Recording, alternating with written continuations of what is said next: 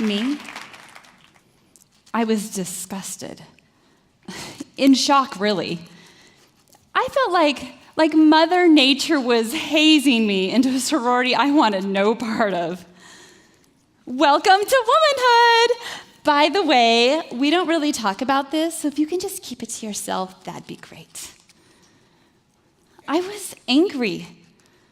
Angry at every single woman on the planet for the entire existence of this globe who had not yet done anything to stop this before I had to have my first period. Now, perhaps in the past, this maybe wasn't a very comfortable topic for you. For the women, maybe you can relate. And for the men, I want to remind you that you have a sister, or maybe a daughter, or a wife. But at the very least, you all came from a mother, right? Chances are you love someone who menstruates.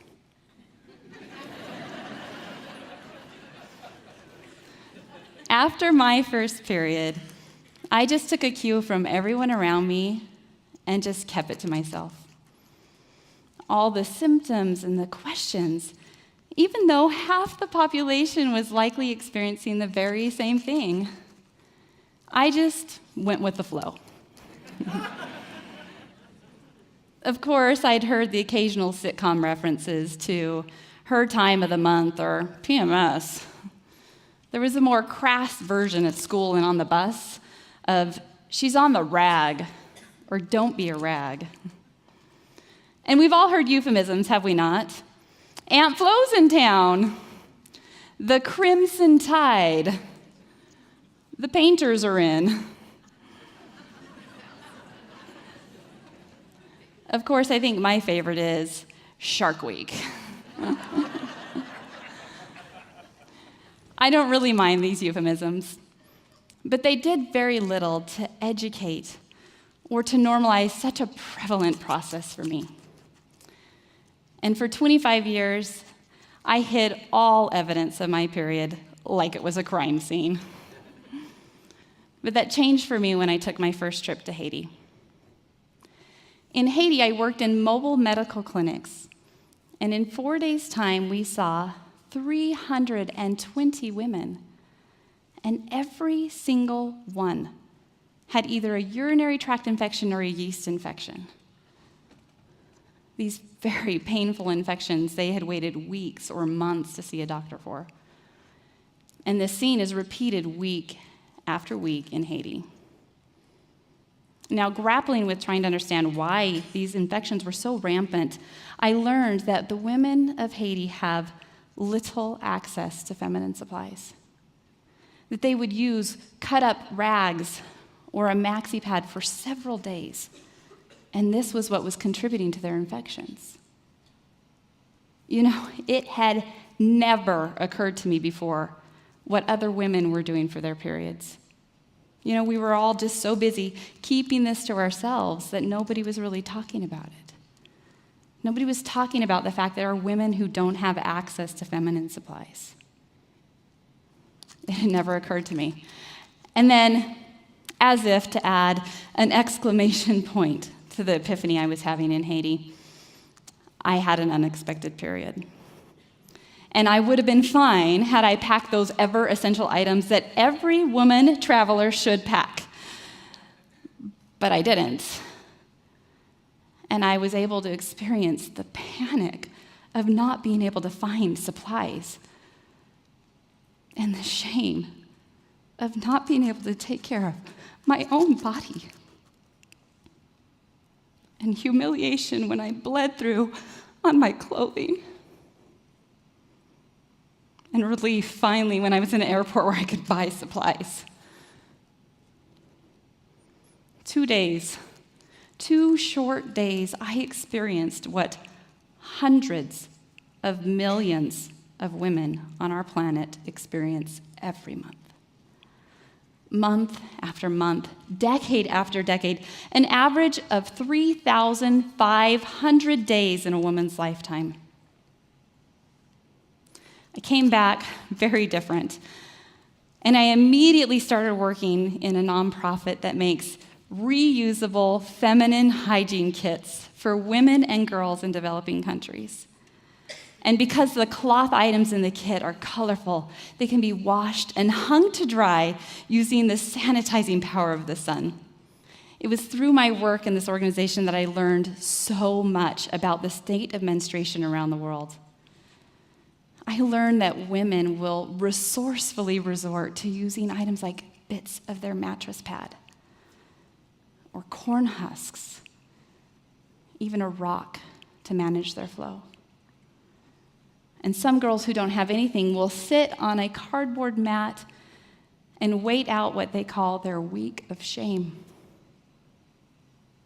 Did you know that there are places on this planet that place limitations on where a woman can go and what she can do when she's on her period? There are some women and girls who know the power of work and education to turn around cycles of poverty. And they get forced into exchanging sexual favors for a maxi pad. These are the facts that I learned and I share in my community as I try to rally support for this cause. And the response without fail is almost identical to my own, which was, it never occurred to me what other women were doing for their period. And then, as if talking about other women's periods almost opened the floodgates and give permission for the women in my community to talk about their own. My favorite thing to do at sewing events is to walk by a table of women and listen to them talk about their first periods, or the things they just didn't know, embarrassing moments. There was one girl who thought that it was a singular event, period, one and done. Life would be very different if that was the case. Several women shared about how they learned quite painfully that when they tried tampons for the first time, that the applicator was actually meant to be removed and thrown away. Yeah. It was through these communications that I learned that the ability to openly talk about menstruation and have access to supplies isn't just something that was happening over there, Uganda, Guatemala, or Haiti, but here, our country, our state, our city, right outside these doors, there are women in our community who struggle to find access to feminine supplies. Our homeless population are particularly susceptible to infections and having to go without. But our refugee centers, the food banks, our crisis centers, they all need feminine supplies. Even some local middle schools, the nurse will pass out supplies faster than her own pocketbook can keep up with. Food stamps doesn't pay for tampons. And as a community, we gather support around those that are struggling and try to provide some basic needs like food and water and shelter. But feminine supplies are the silent necessity, a need that's not being met because nobody's talking about it. Interesting thing is, I was talking to volunteers by the thousands about the needs around the world and locally, and I realized that I wasn't really talking about menstruation. You see, I have 4 boys, and we turned our house into a maxi pad manufacturing plant for girls around the world. But I realized that I was still hiding my own supplies. I would smuggle them in from purchase to bathroom, not wanting to embarrass. And when I realized the incongruency, I decided it needed to change. So I tried an experiment. I got a box of tampons, and inside I placed some money and a note that said, "Congratulations for being brave enough to open this box. All the money is yours."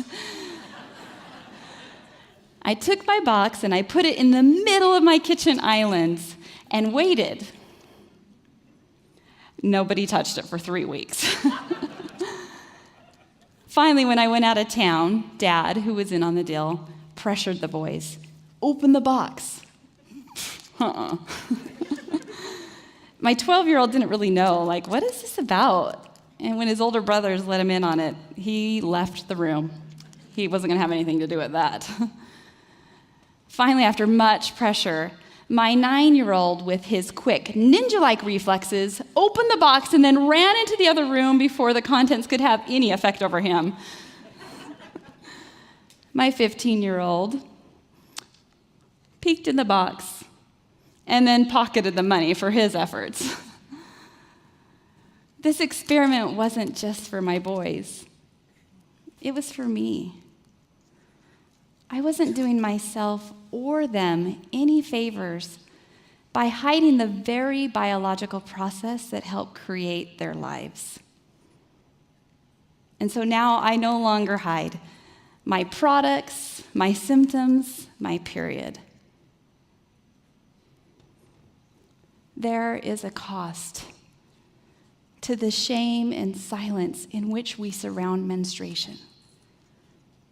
It is individual, it is local, and it is global.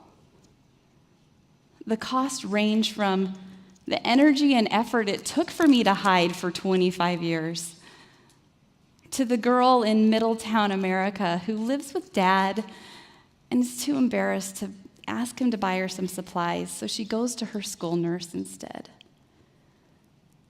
Or the girl in Uganda, who on first signs of her period thinks that she is dying because nobody told her what was going to happen with her body. To the girls all throughout Africa who drop out of school at drastically different rates than the boys as soon as they hit puberty because they don't have supplies. These costs extend to Nepal, to the women who were sent outside their community to sit in a menstrual hut and wait out their week until they are clean and can rejoin community again. These are the costs. Celeste Mergen said, "This planet is never going to reach its fullest potential if half of its population is being held back by their very own biological nature." There's a cost to the shame and silence. Now, in the past, maybe you thought that the silence around menstruation was just discretion. I mean, after all, we don't openly discuss everything that goes on in the bathroom, right? But there's a difference between silence and shame and discretion. For example, we can buy toilet paper without any embarrassment, and we openly display that in the bathroom.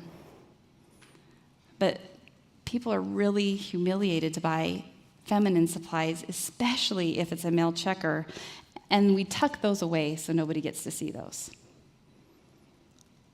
Discretion looks like me not openly discussing my period at the dinner table. And shame looks like tampon manufacturers that make rustle-free packaging. So the woman in the stall next to me doesn't know that I'm bleeding? We've been taught to be ashamed about menstruation, even among other women.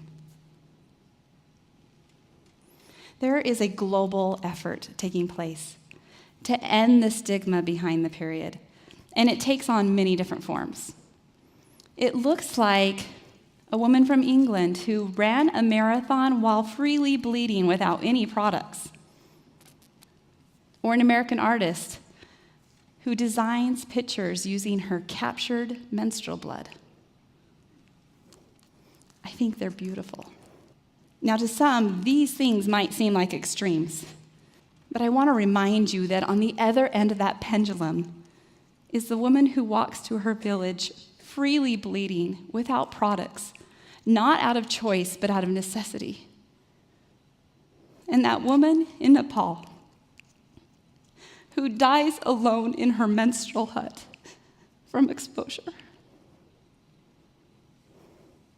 Regardless of what has been passed to us, we have an obligation to the women and girls around the world and for the generations that follow us to set a new tone around menstruation, to change it from shame and silence to acceptance and education. And how we do that is how any good idea we're spreading starts. It's with a conversation. Congratulations. Some of you just had your first one. And for all of you, I'm encouraging you to go out and have more. Maybe try your own tampon experiment. Or it could look something like this. Maybe you can go today and ask somebody, did you know there are women on this planet that don't have supplies? You can ask questions like, what would you want me to know about menstruation? What was your first period like? We can start here and maybe expand to questions like, what toxins are in our tampons exactly? Should there be a luxury tax on feminine supplies? And we can ask, who needs feminine supplies and who should provide those? And will you, no matter what your efforts look like, locally and globally, will you ask the women and girls that they serve if they have the supplies that they need? We need to start talking about menstruation and asking questions about the period. Now, if you were to ask me, I would tell you, I no longer think that women everywhere should put an end to the period. But I do believe that brave men and women have the ability to put an end to the shame and the silence. This whole planet was peopled by periods, and there is no shame in that.